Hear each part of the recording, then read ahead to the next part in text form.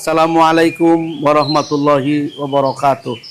Alhamdulillahirabbil alamin wa ba'du. Hadirin kaum muslimin muslimat. Sebuah kisah yang insya Allah menjadi pembelajaran buat kita semuanya.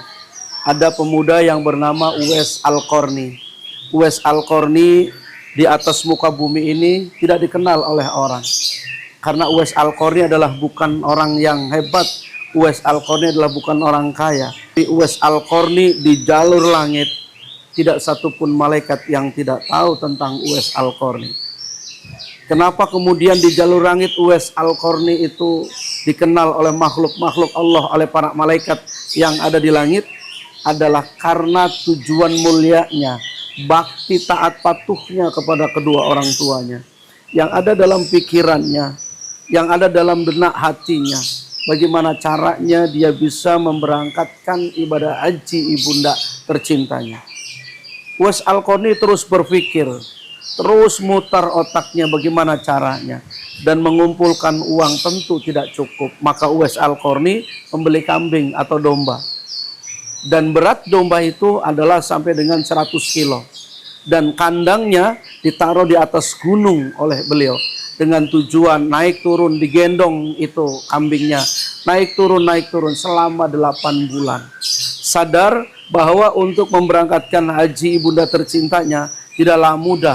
Karena hanya dengan menggendongnya, bertekad dengan sekuat tenaga untuk bisa membawa ibunda tercintanya menunaikan ibadah haji.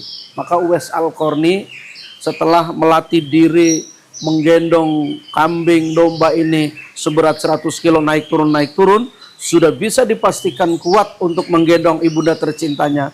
Maka suatu ketika datang musim haji berangkat, ibunda tercintanya digendong dengan penuh tulus ikhlas, baktinya kepada kedua orang tuanya, sayangnya kepada ibunda tercintanya tidak diragukan lagi.